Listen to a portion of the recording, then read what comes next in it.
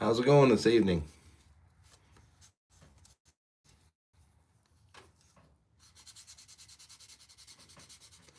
Just doing some hand sanding tonight. Nothing crazy.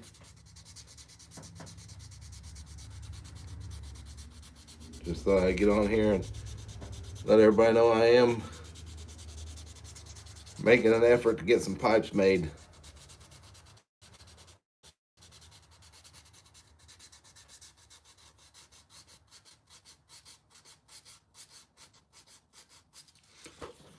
Currently I'm working on, I don't know, kind of a lot. Not exactly, but close.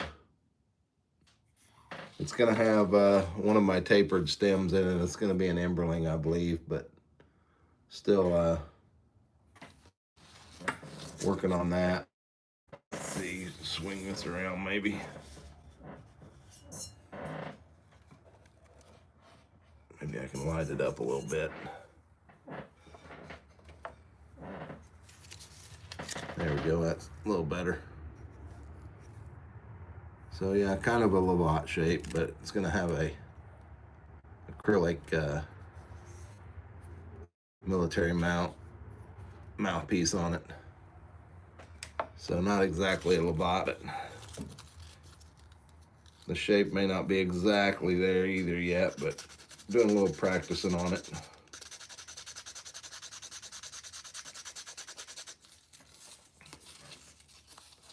Been working on some other pipes. Kind of bouncing around really. Need some time working on with the sandblaster, but that can't happen until the weekend.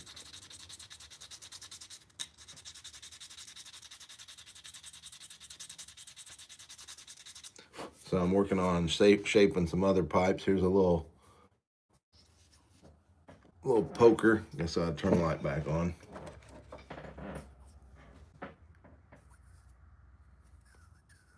Working on knife handles, awesome. So that'll be a little poker with one of the acrylic military mounts.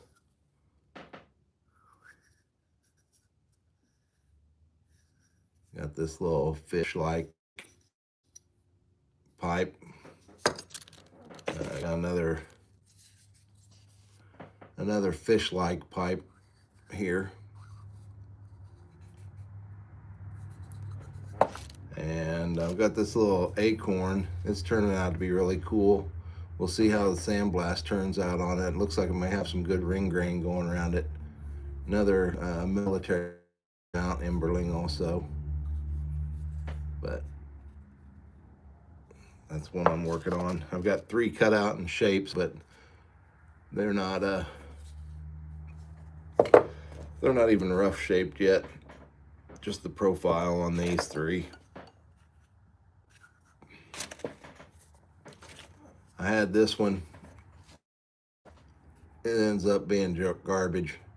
It had a flaw in the front, so I kept making it smaller, which I think the shape would have turned out really cool for a smaller pipe if it would have worked. But not only was I struggling with the flaw here, but it showed up inside when I drilled it. So it won't make a pipe, but... And then I'm also working on a straight Ranger here, sanding the stem for the transition on it. That's right at about 10 inches there on that one.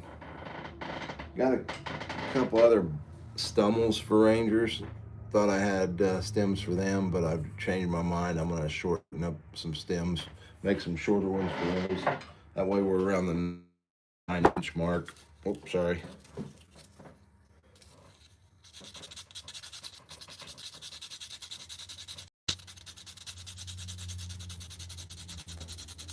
How's it going with the knife making handles? And how long have you been making knives? Sorry about that.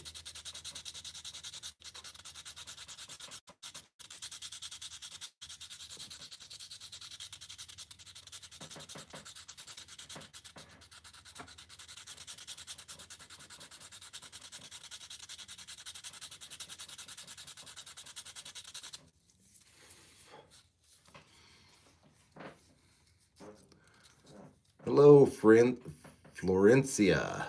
How's it going?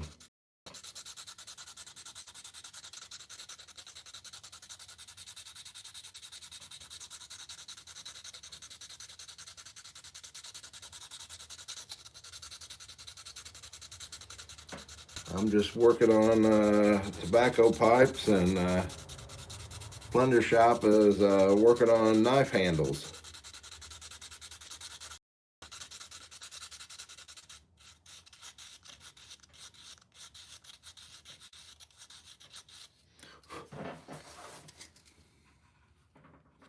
For about 3 years. Nice.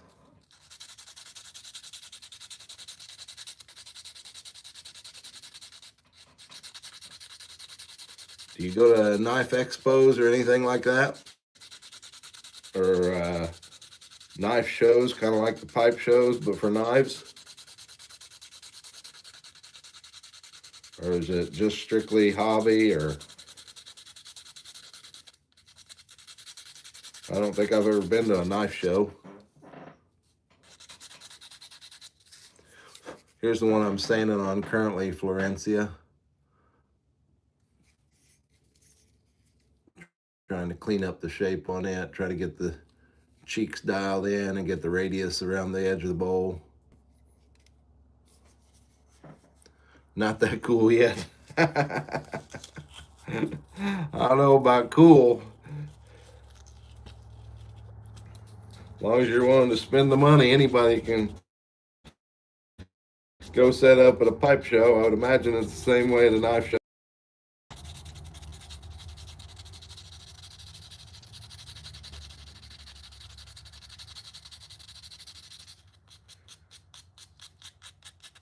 I'm reaching out to another pipe maker, and hopefully I'll be learning a little bit more from another pipe maker here pretty soon. Just a matter of working out the details on what I'm going to learn and when I have time to, and when he has time to teach. So that'll be a good time coming up, and increase my knowledge base, hopefully.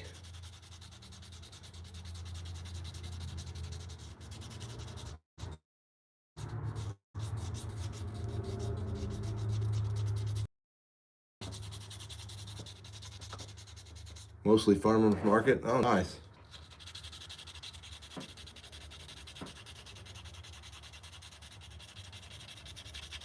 Yeah, my son Chris is trying to get me to go to a Hobbit festival. Luckily, he was going to one last year, or not last year, earlier this year. It's been about 3 months ago, I guess. And he took my pipes with him, and he said it was pretty wild. He said a lot of interest in the Shire Series pipes there at the Hobbit Festival down in Kentucky. So he's trying to talk me into doing that more, but just not 100% sure about that yet. Doing a show in Missouri.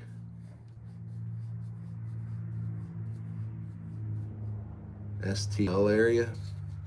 Missouri, man.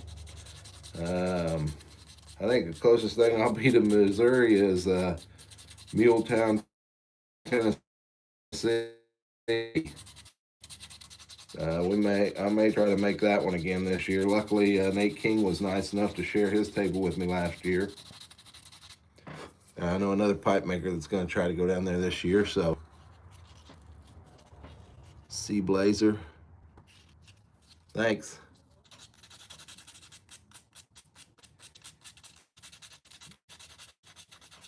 So I may go down to the Muletown show this year, which is in March, I believe, around the 14th.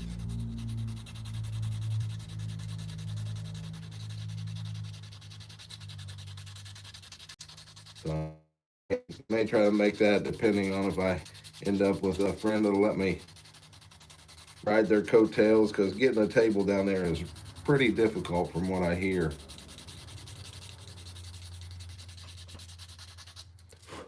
Like 15 to 20 minutes and they're sold out of all the tables because it's a fairly small venue. But they have a good crowd. I want to say we had like 400 people or something, 500 people there last year. So it was a very good, well-attended show.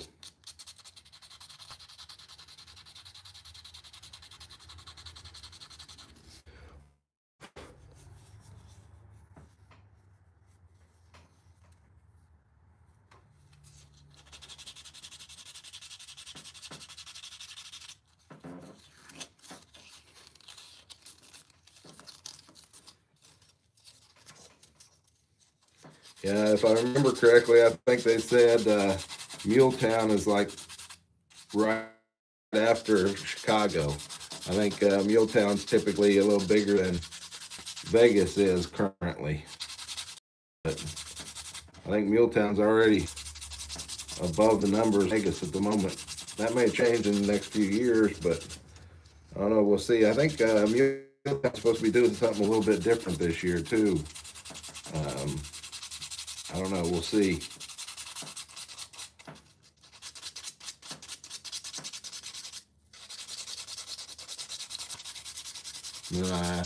Wednesday night this week, here in a couple days, I think we may go up to Smoker's Choice in Brownsburg just for a monthly meetup with Smarty Bob. If you watch Smarty Bob at all, he likes to do a meetup towards the beginning of the month, usually the first Monday, but it got delayed a little bit this month, probably because we had our Indiana Pipe Club meetup there the 21st, so it would have been awfully close to turn around and go right back up the 1st.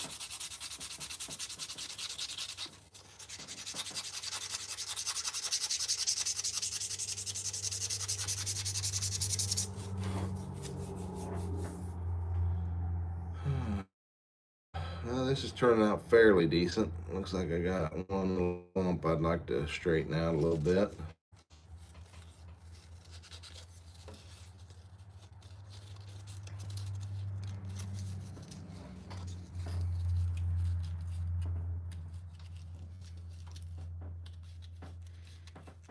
Don't have very many people in live, but I'm good at mentioning that I do them or anything. I just kind of do them on the spur of the moment, so I don't expect to have a big crowd. Probably not the ideal timing either. 7 o'clock. I don't know. It may not be bad. Maybe some more people will be showing up here shortly.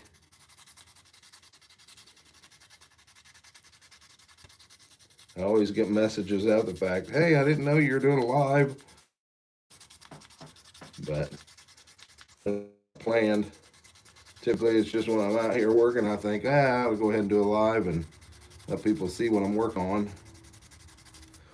I'm going to try to do that a little more often.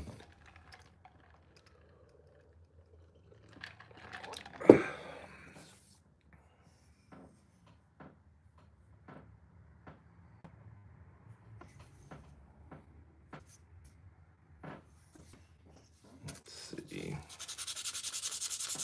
It's getting there. I don't know if I'll sandblast this one. I guess it'll depend when I get to the final sanding how many, if there's any flaws. I see one, but it's on the bottom of the, don't know if that's showing up. Yep, right there, there's a dark spot. Yeah, Plunder Shop, the Emberling lines are clenchable pipes.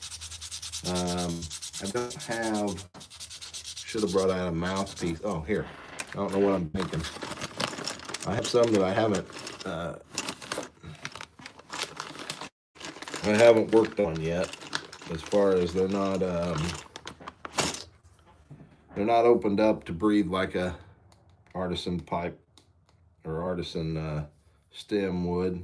Now this isn't going to be the shape of one because I don't like the way this is actually bigger than the shank. So I'm probably going to turn that down. I'll probably try to figure a way to get this in the lathe, and I'll try to turn that down shape. And then this one's probably going to be the longer one. This one will be just a hair under 6 inches. So I think some people clinch a 6-inch pipe, but then obviously these here, a lot of weight's gonna come off of them. The poker's whoa, gonna have to check that drilling. Poker's definitely gonna be clinchable. Right now it's at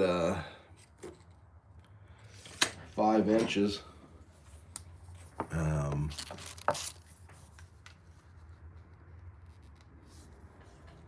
These little fish pipes, they're a little bit heavier. They're 5 1/4, and I typically try to put a bend on that stem a little bit so they sit better. Those are a little bit heavy though for clinching. Now this one's gonna be an awesome little thing. I think it blasts good, which it looks like it's got ring grain going around it, at least on this side. Now it does have some imperfections, so we'll see what happens, how much they open up in the blast. Yeah, the ring grain's over on the other side, so this should be stunning with that ring grain going around horizontal on that. And that little pipe, it's gonna be light. That's a small one there. And the length on it, yeah, it's right at the 5 inch. So yeah, definitely gonna have some that are gonna be definitely clinchable. This little acorn or fig or whatever you want to call it, it's definitely gonna be light enough. It's gonna make for a real nice clinch. You put a bend on this and get a nice sandblast. Hopefully that ring. I'm excited to see this. Fortunately, it's got a blemish on this side and a blemish back here, so that's kind of a bummer. I mean, had it not had some blemishes, I would have spent a lot more time on it and maybe put a handmade stem on it and made it a high-end pipe. But since it's got those 2 blemishes, it's just going to be an Emberling, which is all right. It's going to smoke great. It's just it's not going to near the amount of time put into it really showcase it, but it's going to be a cool little pipe, I think. That one probably won't stick around long at all. I've got, I think there's 5 on my Instagram account, which is Grunewald_Pipes. I think I've got 5 of the M's on there. I think 2 of them's kind of a standard Lavat billiard type shape.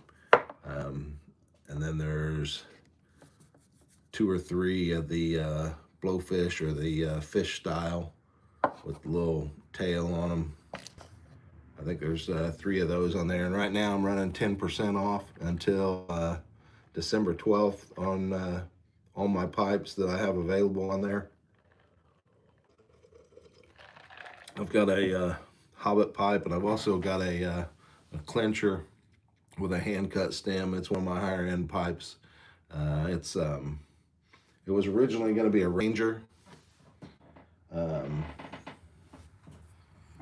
Typically they're not quite this tall, but it was going to be a Ranger, and fairly decent distance down in the bowl there was a blemish, and I set it aside for like 6 months and thought, nah, I can't do nothing with that. Well, I was getting ready for a pipe show, and I was looking around for stuff I could kind of put together fairly quickly. I mean, without being a week out or something. And I saw that one, and I thought, well, I'm gonna either make that a pipe or I'm gonna throw it away, one of the two. So I took it to the shaping wheel and I just ground the heck out of the top of it, and it ended up only being an inch tall bowl right here. So went ahead and made a hand cut stem for it. Spent maybe 5 or 6 hours for the show, and it turned out pretty cool. It's got a Cumberland green and black Cumberland stem on it with a faux ivory accent. It's a pretty nice looking little pipe. I did a rustication on it. It's black with a little bit of the brown base coat showing through. It's a fairly neat little pipe. All right, back to what I'm doing here. Sanding this little Lavat shape.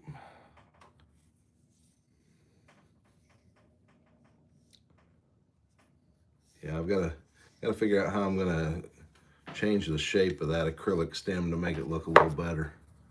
Because I don't know. It just looks a little odd to me. Being just a little bit bigger than that, it looks just a little odd, I think. Not sure. I don't know, maybe we'll wait till I get this one closer to finished and pick a different color for it, one that matches the stain, and put it on there and see what it looks like.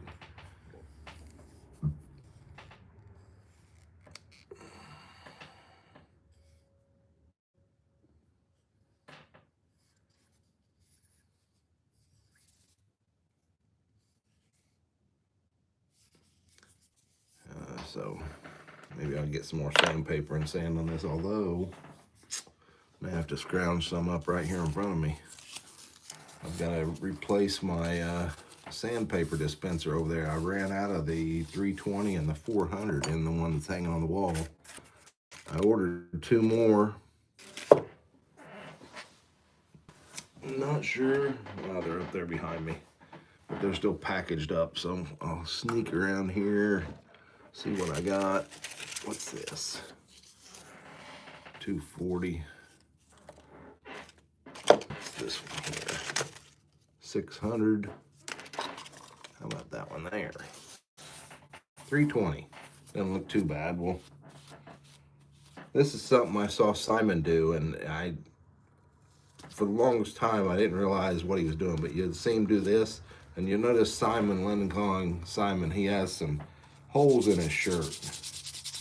Well, what I found is, you do that, and it pulls practically all the dust back out of your sandpaper onto your shirt, so it sands better.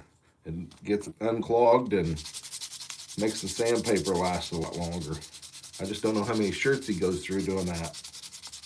But I always wondered why he did that, and then for some reason the other day I happened to do it, and I was like, now I know.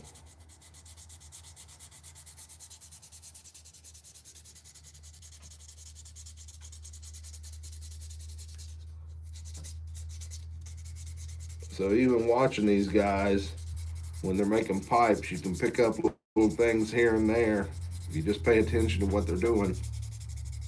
I mean, that wasn't a big aha moment, but definitely something additional to know that'll help save some sandpaper.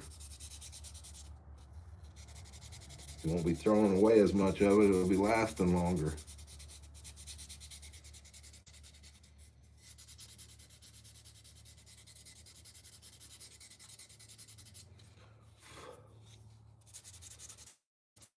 I was talking with Justin off of Fours and Pals the other day.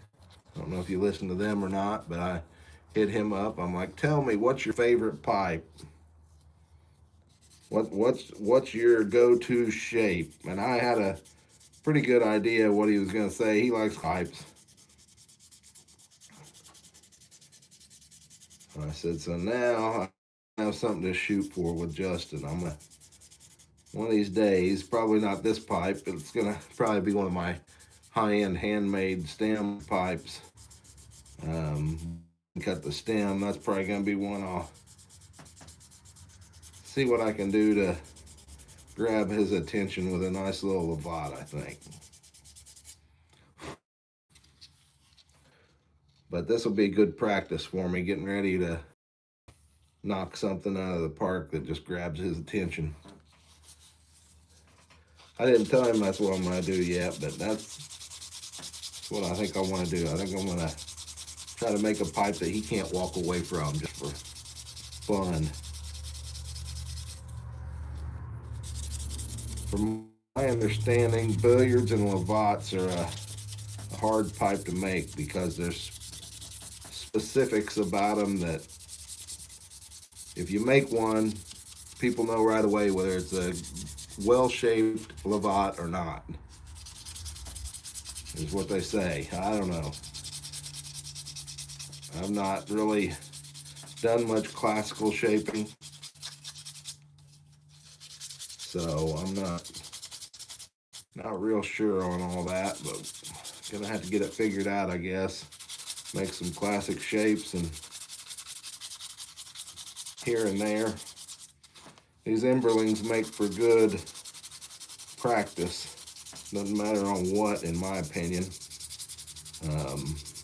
Whether it's a blowfish shape, whether it's a classical shape, because the Emberling line is not meant to be dead on exact.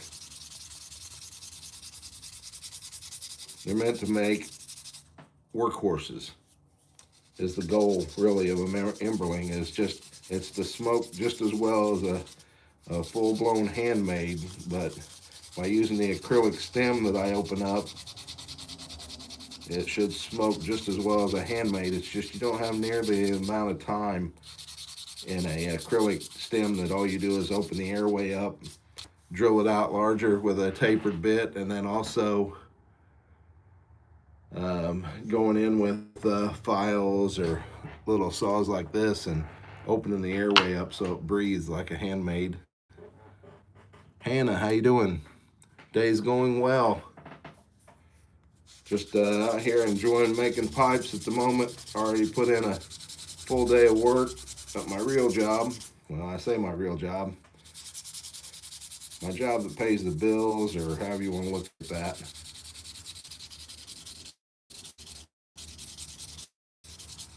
This is planning to be what I do in retirement. If I can afford to eat, is making pipes. So until retirement, which is still 4 or 5 years away, the whole point is to hone my skill set and refine pipes. It would be nice to be among one of the highly notable pipe makers. There's quite a few guys out there that are well known, and I don't know that we're there yet, but definitely working on it.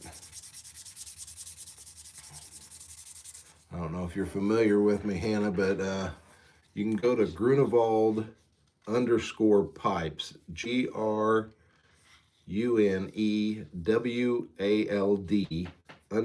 _pipes on Instagram, and you can see a lot of my work on there. I try to post pictures there. Our original niche that we started when we started this, me and my son, he doesn't do much of the making, but he's quality assurance for me. Was Lord of the Rings pipes, because we went to a pipe show and nobody was selling Lord of the Rings pipes, no big pipes. And mine aren't overly big, they're only 10.5 to 12 inch, my Wizard pipes. But currently, I believe we are the only U.S. I say we because Chris does give me quality control, uses his young eyes to look my work over, but I'm the main. He hasn't started making any pipes that we sell yet. He's only made his own pipes, but I'm the only one in the U.S. that makes Lord of the Rings style pipes with a wooden stem from an artisan standpoint. There are production companies that import pipes, I believe, that are Lord of the Rings themed. Mine have the feel of Lord of the Rings. I'm not looking to copy exactly Lord of the Rings, but they definitely have a Lord of the Rings feel about them.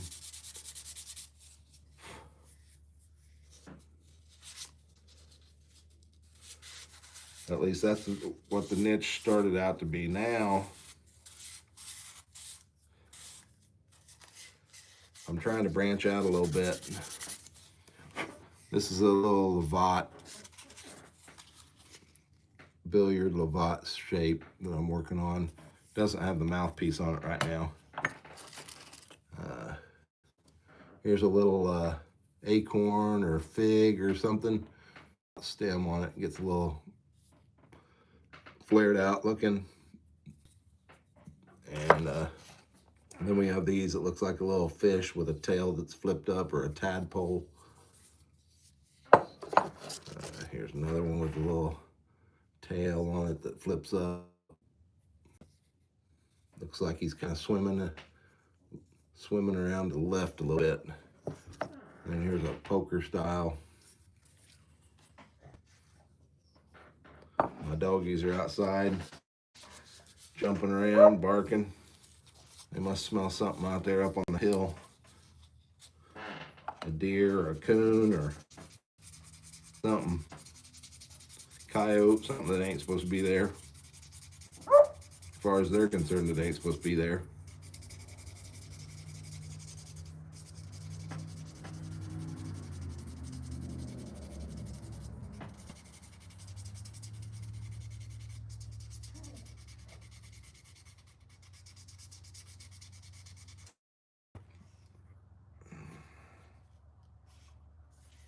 All right. See if I can find a different, right there. 400 grit. A little dirty, but we'll try that trick again.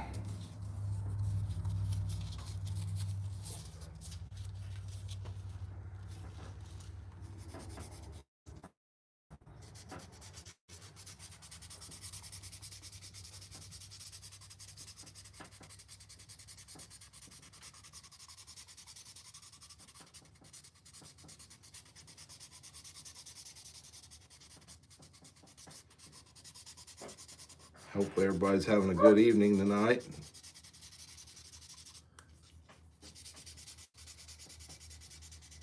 It's a little chilly here in Indiana. Had to come out and turn the little space heater on. Took a little bit to warm up in here. Now it doesn't feel too bad.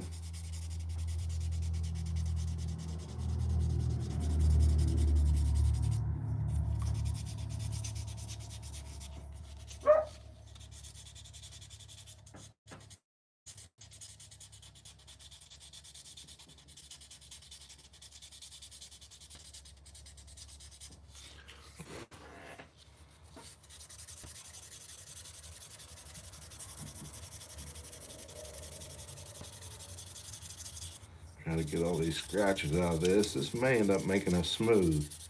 Emberlings are mainly meant to be sandblasted pipes that you make a little quicker. But unfortunately, sometimes I get a pipe that I think looks pretty decent. So it'll make us smooth, and then I get distracted and start chasing a smooth pipe. And I already have, I think I sold one smooth, but had a little bit of road rash on it, what I called it. And then I think I've got two emberlings that are smooth right now on my Instagram account page. And it's looking like this one's probably going to end up being a smooth. So it's going to require a lot more time with sand and getting all these little scratches out of it.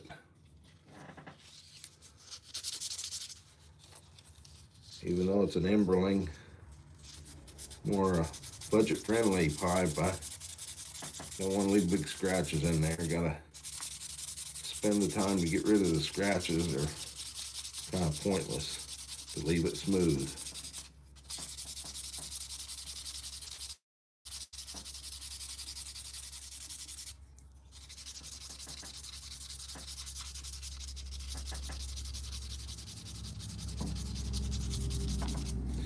Guess I'll take some measurements on my Lovat and compare it to this one. Check my angles and see how I'm doing for just kind of winging it. Oh, that's got some really tight bird's eye on that side that would probably look really good blasted.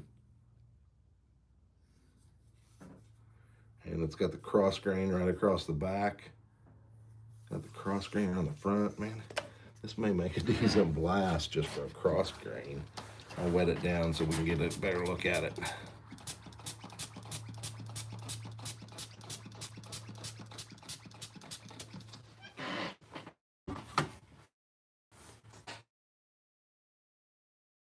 some times outside. Probably doesn't even show up in the screen just because there's so much everything else going on.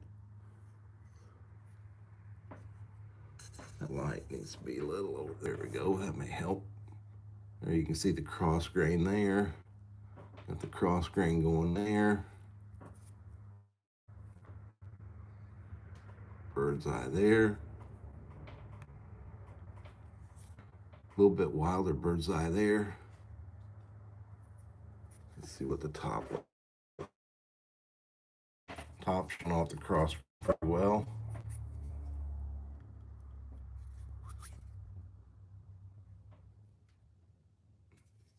Yeah, so that. Geez, I was leaning towards smooth on this pipe, but see a couple little black dots on the back side. Definitely this black dot on the bottom looks bad.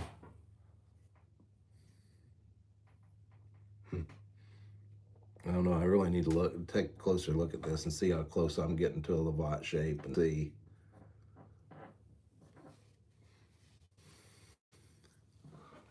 Looks like a Canadian. Okay, hey, how's it going, mushroom leg? Yeah, I guess it could be Canadian. I don't know what my proportions are, and bowl height is just barely under 1.25 inches.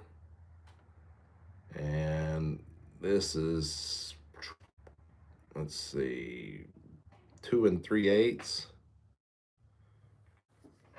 So 1.75 inches would be 7/8 for the half, and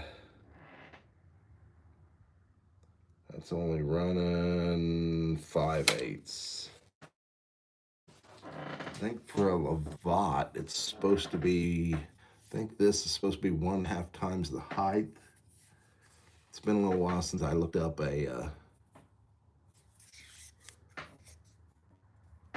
all the specs on the Lovat. But the odd thing about this is, mushroom, is I've already drilled this for an acrylic military mount. Makes it about a 6-inch pipe overall now. I just don't know if I like the part here. I'm about turning that down so it's smaller than the size of the shank here at the end, because right now it's a little bit larger. So I'm thinking about turning that down a little bit. I don't know, we'll see. Lovat, Lumberman, Liverpool, Canadians, always yeah. I'm definitely confused on it right now.